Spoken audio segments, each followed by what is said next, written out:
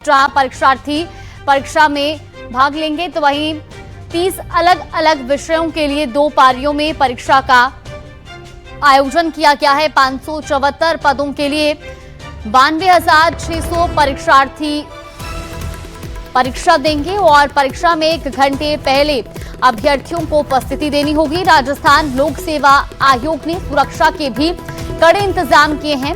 ये बड़ी जानकारी आपको बता रहे हैं। दोपहर 12 बजे से लेकर 2 बजे तक परीक्षा आयोजित होगी। तो असिस्टेंट प्रोफेसर भर्ती परीक्षा आज पहले दिन सामान्य ज्ञान की परीक्षा का इसमें आयोजन होगा और दोपहर 12 बजे से लेकर 2 बजे तक परीक्षा आयोजित होगी।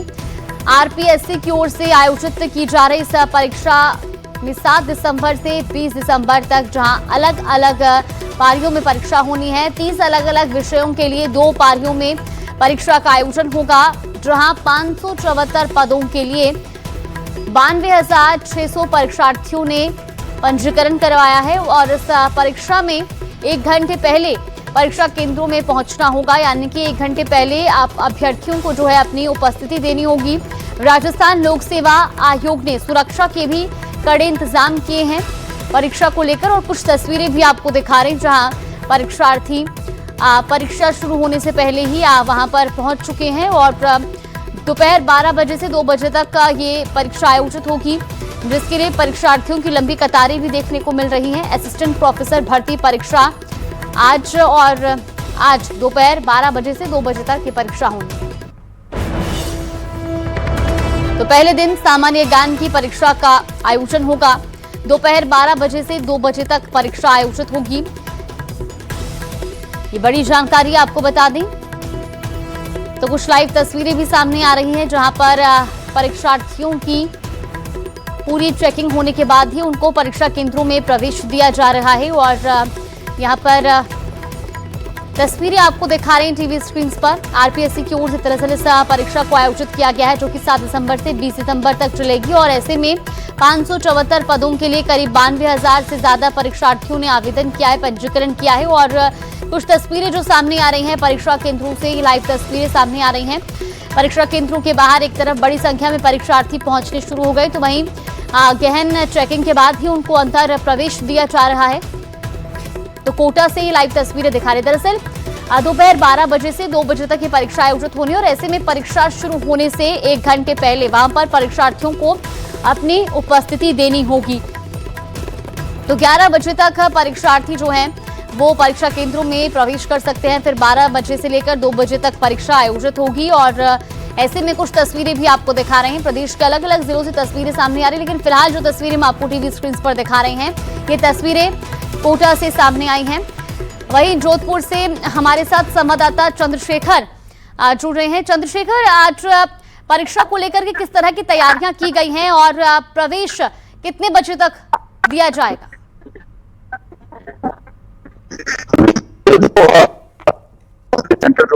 300 से ज्यादा अभ्यर्थी परीक्षा में सम्मिलित होने वाले और उसके लिए 35 जो है परीक्षा केंद्र बनाए गए हैं। यहाँ पर आप देख सकते हैं जो परीक्षार्थी यहाँ पर आता है सबसे पहले जो अपने रूम की स्थिति जांच लेता है कि में जो है उन्हें बैठना है। उसके बाद जो आप देख सकते हैं कि यहाँ पर जो सघन जांच जो त्रिस्तरीय जांच व्यवस्था है वो यहाँ पर जो है की जाती है और सबसे आप देख सकते हैं कि यहाँ पर जो सबसे पहले प्रवेश पत्र से आधार कार्ड का फोटो का मिलान होता है, उसके बाद स्कैनिंग की जाती है और फिर बाद में जो है फेस रीडिंग की जाती है और यहाँ पर तमाम जो व्यवस्थाएं हैं वो जो लगातार परीक्षाएं होती है तो सारे लोग यहाँ पर दक्ष है और अब देख सकते हैं कि परीक्षा में किसी तरह की गड़बड़ी ना हो उसको लेकर तमाम जो है व्यवस्थाएं यहाँ पर की गई है और बात करेंगे, जानने का प्रयास करेंगे। मैम, परीक्षाओं को लेकर क्या क्या तैयारियां हैं? परीक्षा को लेकर हमारी तैयारी पूरी है और यहाँ पर चेक करने के लिए हमारे लगे गए सुपरवाइजर्स को और ये जो मेटल डिटेक्टर है ये भी लगा हुआ है। कितने परीक्षार्थी आपके यहाँ पे? जिस परीक्षा केंद्र पे हम खड़े हैं वहाँ पे करीब 281 अभ्यर्थी जो है वो सूची पर है। अब कितने यहाँ पर आते हैं आप देख सकते हैं कि यहाँ पर मेरे ठीक पीछे मैं बताना चाहूंगा आपको, मेरे सहयोगी से कहूंगा कि दिखाए कि यहाँ पर आधार कार्ड से फोटो का मिलान किया जाता है और एक ओरिजिनल फोटो जो है साथ में जो है परीक्षा प्रवेश पत्र पर जो फोटो है उससे मिलान किया जाता है। जो ड्रेस कोड है, चलिए ठीक है चंद्रशेखर, लौटूंगे आपके पास। कोटा से हमारे साथ हिमांशु भी जुड़ गए। हिमांशु, आज परीक्षा केंद्रों में किस तरह की तैयारियां हैं और आखिरी प्रवेश कितने बजे तक दिया जाएगा? देखिए फिलहाल ये तस्वीर कोटा के नयापुरा सेंटर की है, जहां पर एंट्री किए जाने की प्रक्रिया जो है शुरू हो गई है। फिलहाल ठीक 10 बजने के साथ में त्रिस्तरीय जांच के बाद यहाँ पर एंट्री की जा रही है। सबसे पहले देखिए बाकायदा पुलिस के स्तर पर पूरी तरह से जांच पड़ताल की जा रही है। परीक्षा सेंटर पर जिस तरह के अरेंजमेंट यहाँ पर किए गए हैं उसमें डॉक्यूमेंट वेरिफिकेशन और बाकायदा हर जो परीक्षार्थी है उसकी यहाँ पर वीडियोग्राफी की जा रही है और पूरी तरह से जो परीक्षा के नॉर्म्स है उनको फुलफिल करने के बाद यहाँ पर एंट्री दी जा रही है। क्योंकि 12 बजे से परीक्षा होनी है, 10 से 11 ये एंट्री जो है वो दी जानी है और इन सब के साथ में जैसा मैंने आपको बताया कि ठीक 12 बजे ये परीक्षा शुरू होगी, 2 बजे तक चलेगी। कोटा की बात करें, कोटा में 14 सेंटर बनाए गए हैं जहां ये परीक्षा हो रही है। किस तरह से हर परीक्षार्थी की जांच की जा रही है, क्या नॉर्म? हर बच्चे की जांच की जा रही है, अलग अलग लगाए गए हैं, हमारे जवान भी लगाए गए हैं, महिला कांस्टेबल लगाई गई है और उनके जो टीचर वगैरह हैं वो भी लगाए गए हैं। वही जांच करके ही अंदर हम प्रवेश दे रहे हैं।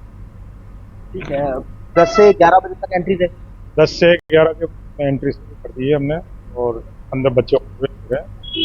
11 बजे के बाद बंद कर दी जाएगी। एग्जाम सेंटर के बाहर का दायरा क्या था? हम बाहर का दायरा यही है कि ये शॉर्ट जगह है जो यहाँ पे, तो रोड के पिछली तरफ हमने गाड़ियों को लगाया है। बाकी जो भी एंट्री बंद होने के बाद किसी को भी हम सामने नहीं बैठ। तो देखिए सहायक आचार्य कॉलेज शिक्षा भर्ती परीक्षा और परीक्षा को लेकर के कोटा में हालांकि बहुत ज्यादा परीक्षा सेंटर नहीं है, 14 सेंटर्स पर ही इस परीक्षा का आयोजन किया जा रहा है, करवाया जा रहा है। और इन सब के बीच में एक तस्वीर आप देख सकते हैं कि जो हर परीक्षाओं के मोटे तौर पर फिलहाल देखने को मिलता है कि इस स्तरीय जांच के बाद ही हर परीक्षा केंद्र पर परीक्षार्थियों को एंट्री दी जा रही है। तस्वीर देख सकते हैं आप, परीक्षार्थियों की कतार है यहाँ पर लगी है। बात करेंगे किस तरह की तैयारी करके आए हैं परीक्षा में? हमारे कोई तैयारी नहीं है, अब बिना तैयारी देने आए तो क्या होगा? मैम फर्स्ट ग्रेड का डॉक्यूमेंटेशन है, लिक्विडाई डिस्ट्रिक्ट पिछली बार करी तो 100% विश्वास है तैयारी की और 100% की उम्मीद है। 100% बिल्कुल। कहाँ से आए हैं? नैनवा। देखिए नैनवा से आए हैं, 100% विश्वास है कि ये परीक्षा में सफल की तैयारी करते हैं। तैयारी है सर, 1 साल हो गया लगभग तैयारी करते हुए। कॉन्फिडेंस है, अच्छा कॉन्फिडेंस है। ये कॉन्फिडेंस आपका क्या? कॉन्फिडेंस है, सिलेबस के अकॉर्डिंग तैयारी करिए, जरूर सफलता मिलेगी। तो देखिए निश्चित तौर पर ये बात सही है कि जरूर अगर तैयारी की है और टक्कर की तैयारी की है तो सफलता मिलेगी। और इसी के साथ में यहाँ पर तमाम जो परीक्षार्थी हैं पूरी तरह से कॉन्फिडेंट हैं और परीक्षा केंद्रों पर बिल्कुल हिमांशु, और परीक्षार्थियों में उत्साह भी है परीक्षा को लेकर। और खासतौर पर देखिए क्योंकि अब से कुछ ही देर में परीक्षा शुरू होगी और 12 बजे से 2 बजे तक परीक्षा होनी, उससे पहले 1 घंटे पहले तक उपस्थिति वहां पर देनी होगी। ये भी जरूर जानना चाहेंगे कि क्या कुछ सुरक्षा के मानक रखे गए हैं, क्या नियम रखे गए हैं प्रवेश से पहले?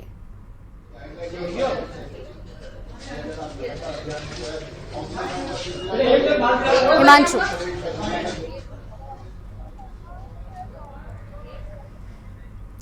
चंद्रशेखर आपसे भी जानना चाहेंगे, आप इस वक्त परीक्षा केंद्र के बाहर मौजूद हैं, एक बार परीक्षार्थियों से बातचीत करने का प्रयास कीजिएगा। उनके अंदर किस तरह का उत्साह है परीक्षा को लेकर, और खासतौर पर क्योंकि कुछ नियम भी रखे गए होंगे प्रवेश से पहले, उसको लेकर के भी एक बार जानकारी जरूर लीजिए।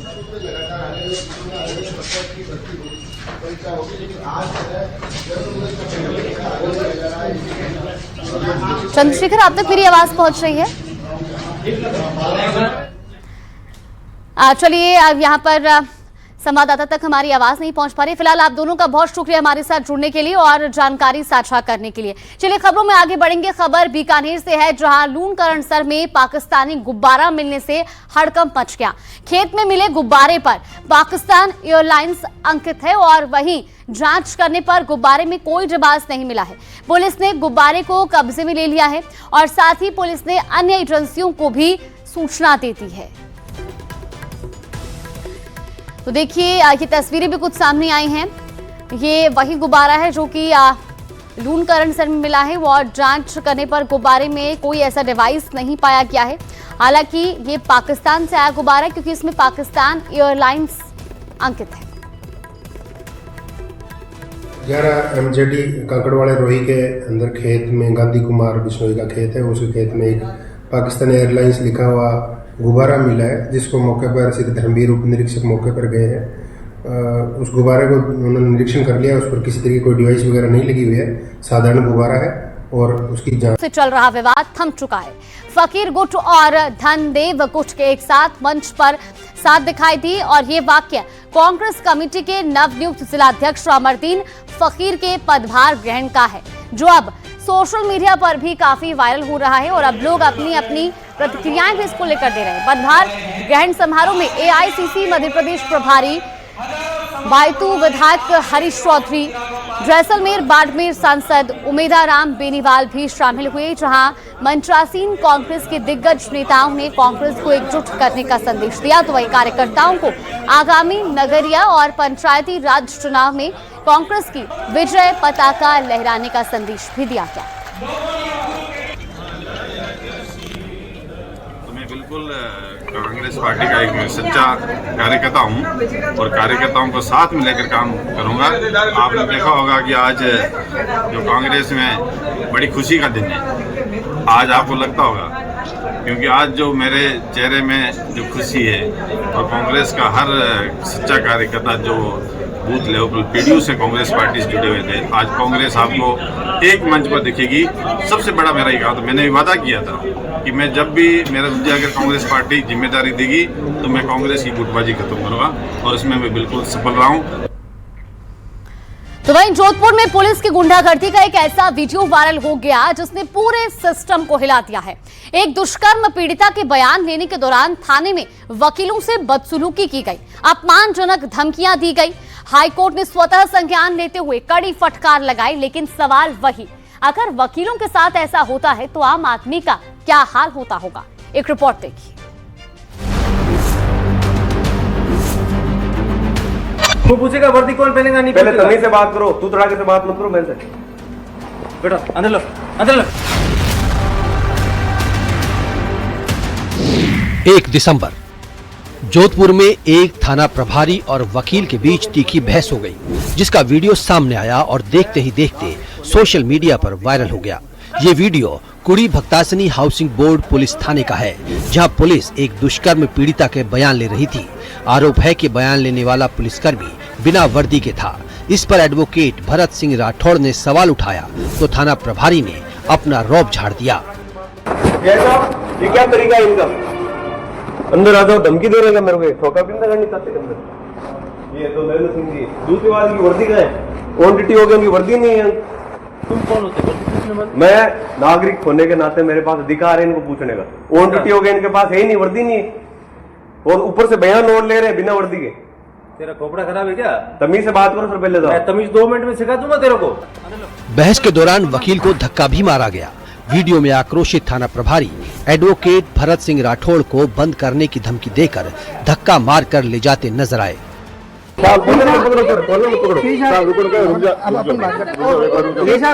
इस बीच महिला वकील के विरोध करने पर CI कहते हैं कि लीगल वीगल सब यहीं रह जाएगा, इसको 151 में बंद करो, शांति भंग कर रहा है।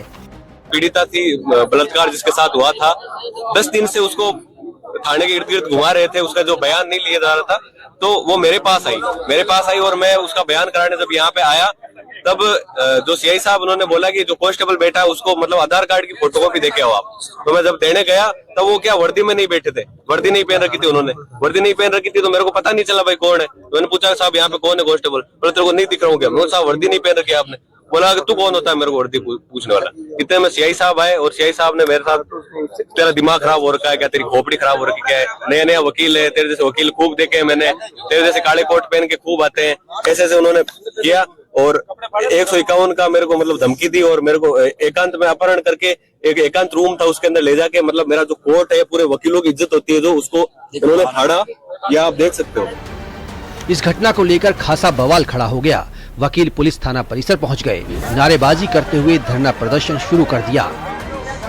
हम ये चाहते हैं कि मेन इंचार्ज जो है वो CI अमीर सिंह है और उन्होंने जो है हमारे अधिवक्ता बंधु के साथ दुर्व्यवहार किया, उसके साथ मारपीट की और वकीलों के लिए भी अपशब्द बोले कि मैं तेरी वकालत उतार दूंगा।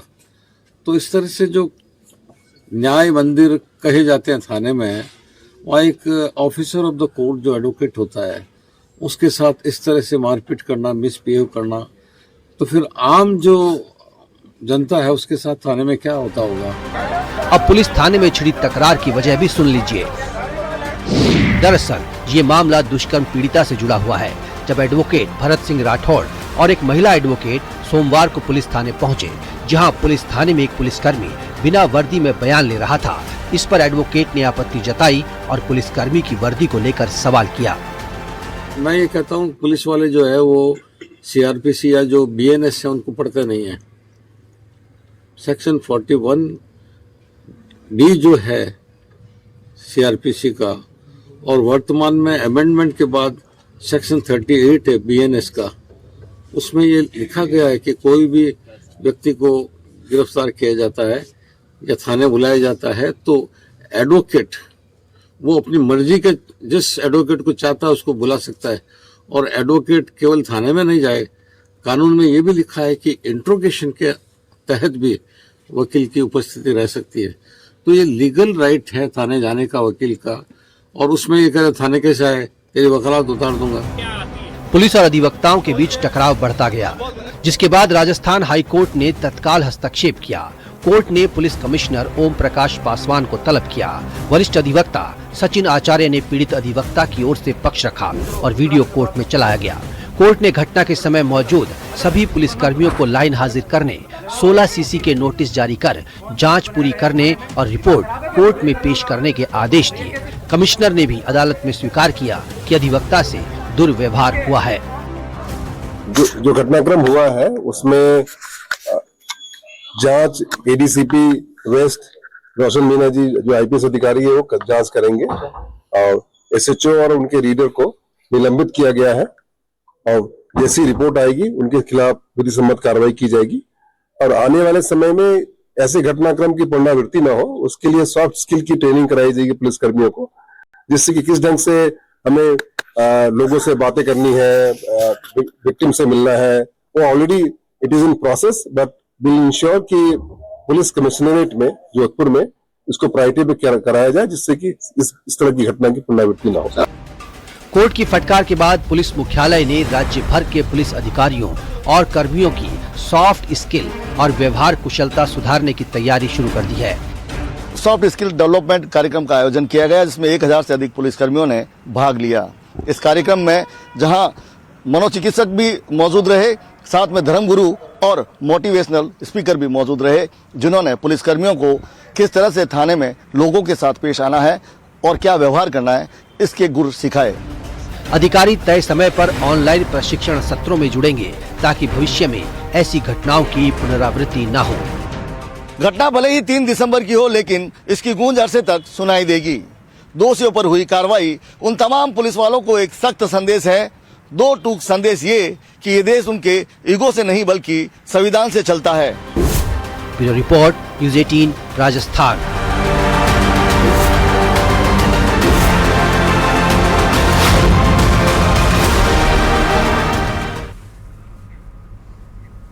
और अब खबर नागौर के मिड़ता सिटी से है, जहां हड़ताल पर रेलवे स्लीपर बनाने वाली फैक्ट्री के मजदूर छापरी में विभिन्न मांगों को लेकर कर रहे हैं प्रदर्शन। तो पिछले 6 दिनों से दरअसल स्लीपर बनाने का जो कार्य है वो नहीं हो पा रहा है, और ऐसे में ओवर टाइम और कंपनी नियुक्ति पत्र सहित मेडिकल सुविधा की मांग की जा रही है। ओवर टाइम, नियुक्ति पत्र, मेडिकल सुविधा की मांग यहां पर वो कर रहे हैं। ये बड़ी जानकारी आपको बता रहे हैं नागौर के मिड़ता सिटी से, जहां हड़ताल पर रेलवे स्लीपर बनाने वाली फैक्ट्री के मजदूर छापरी में विभिन्न मांगों को लेकर दरअसल प्रदर्शन कर रहे हैं। और ये तस्वीरें भी आप देखिए, तो पिछले 6 दिनों से स्लीपर बनाने का जो काम है वो नहीं हो पा रहा है, और ऐसे में अब मजदूरों में इसको लेकर खासा नाराजगी और इसी को लेकर यहां पर प्रदर्शन भी किया गया है। कुछ मांगे भी उनकी हैं। दरअसल ओवर टाइम और कंपनी नियुक्ति पत्र सहित मेडिकल सुविधा की मांग यहां पर की गई है। इसके साथ ही ओवर टाइम, नियुक्ति पत्र, मेडिकल सुविधा और इसके अलावा अन्य जो 6 मांगे हैं उनको लेकर प्रदर्शन यहां पर मजदूरों ने किया है। कुछ तस्वीरें भी आपको दिखा रहे हैं टीवी स्क्रीन पर।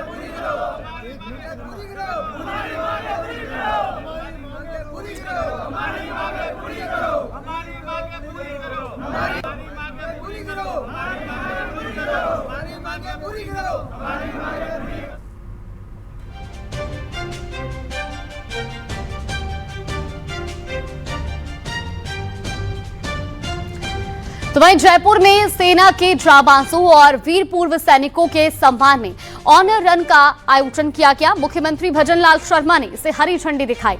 एल्बर्ट हॉल से ऑनर रन की शुरुआत हुई और यहां से JLN मार्ग पर 21 किलोमीटर, 10 किलोमीटर और 5 किलोमीटर की 3 अलग अलग दौड़ हुई।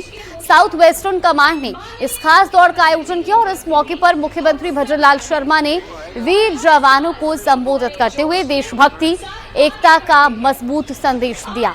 साथ ही मुख्यमंत्री भजनलाल शर्मा ने कहा कि ये दौड़ देश के अमर शहीदों को समर्पित है, जिन्होंने मातृभूमि के लिए अपना सर्वस्व न्यौछावर कर दिया।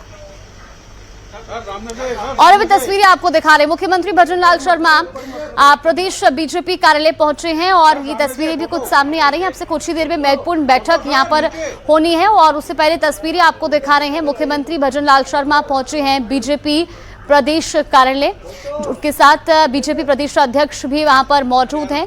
तस्वीरें आपको दिखा रहे हैं टीवी स्क्रीन पर। तो CM भजनलाल शर्मा बीजेपी प्रदेश कार्यालय